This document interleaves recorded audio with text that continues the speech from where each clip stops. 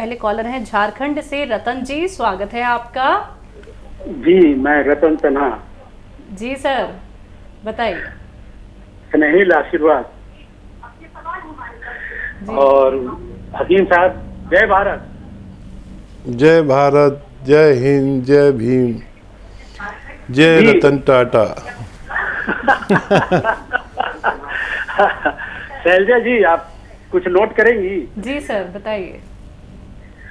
अरे हकीम साहब, वैसे तो ये गुजारिश है, लेकिन मेरी नजर में ये आपके शान में गुस्ताखी है। आप जो भी नुस्खा बताते हैं हम नातीजों के लिए जी, तो देश के विभिन्न भागों से विभिन्न भाषाई लोग, किसी की आवाज आती है, किसी की आवाज समझ में नहीं आती है, और किसी की हवा निकलती है, तो कोई जोर से बोलता है तो कोई कम बोलता है। आप दोनों से गुजारिश है कि आप उस बीमारी का नाम दो एक बार जरूर लें। मैं कई एक बार नोट किया हूं आपका नुस्खा, लेकिन जब फिर वही पता नहीं चल पाता कि बीमारी किस बीमारी के लिए ये है। तो शैलजा जी से भी गुजारिश है, आपसे भी गुजारिश है कि लास्ट में जो आप बोलते हैं कि आपका रोग मुकम्मल ठीक हो जाएगा, उसके जगह जरूर बीमारी का नाम लें। ये इल्तिजा है मेरी।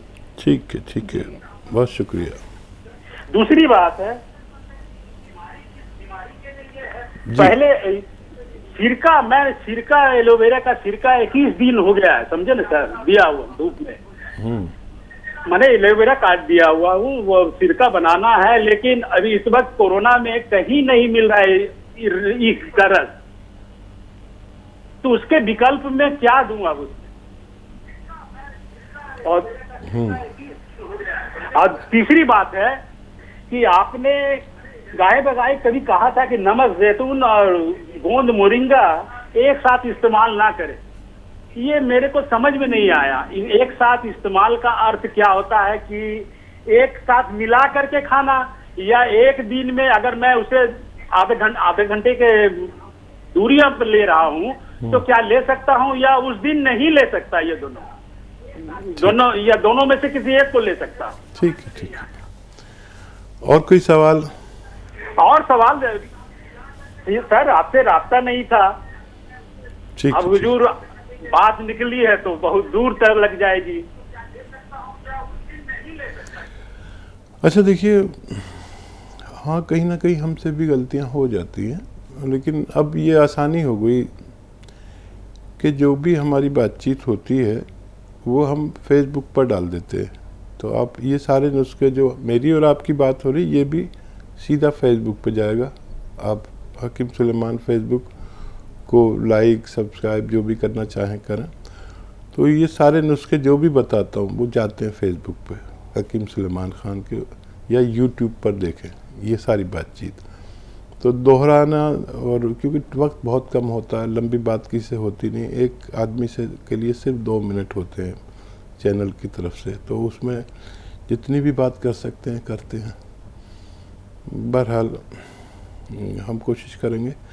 नमक, जैतून, गोंद, मोरिंगा एक साथ? हाँ, मैं वैसे तो नुकसान नहीं है, ले सकते हैं एक दिन में, अलग अलग वक्त में ले लें, अच्छा रहेगा। और कुछ चीज़ों को मैं मना करता हूँ, उसकी वजह जैसे दवाओं से वाकफियत है, उसकी वजह जैसे मैं कहता हूँ एस केयर, टी केयर और ये कैप्सूल्स जो हमारी कंपनी बनाती है, इनके साथ ये कौन स्याह नल है,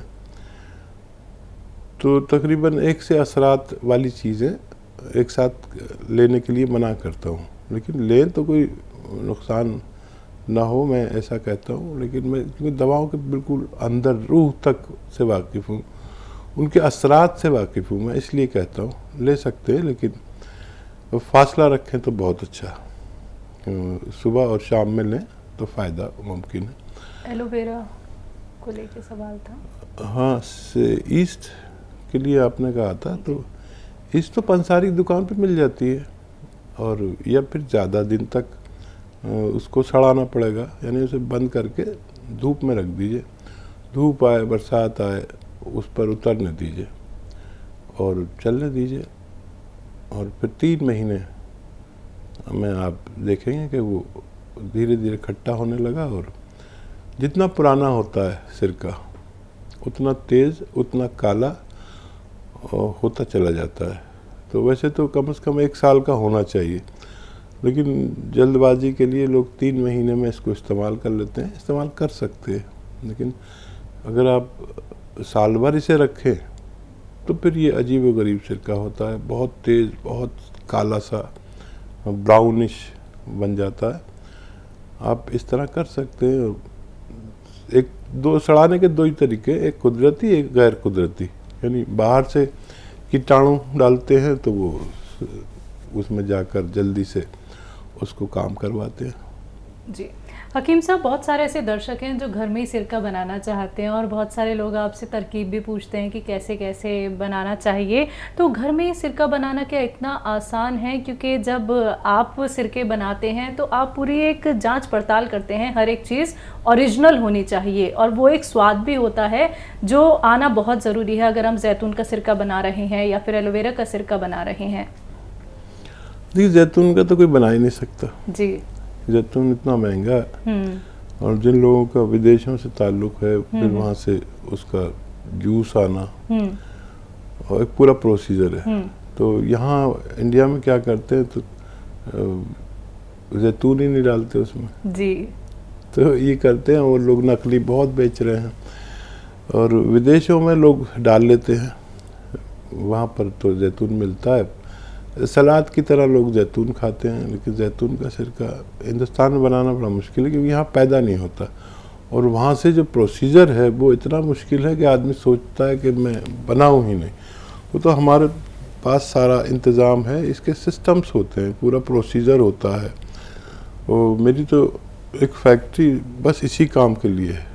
जो मेरे गांव में फैक्ट्री है वो सिर्फ यही इसी काम के लिए, फिर और जगहों पर भी मैं 1 से ज़्यादा फैक्ट्रियां हैं मेरी, तो उनमें जांच परख ये सब बड़ा चक्कर है।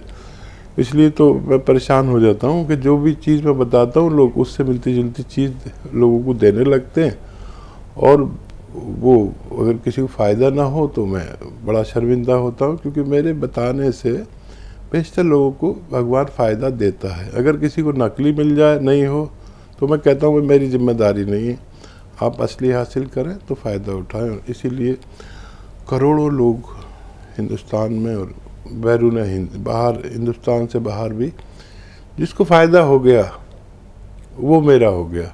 बस यही मेरा काम है, असली दवाएं लोगों तक पहुंचाना, नुस्खे घरेलू, और ऐसा कोई करता नहीं है, शायद मैं ही करता हूं जो घरेलू नुस्खे जात बताता हूं। जी।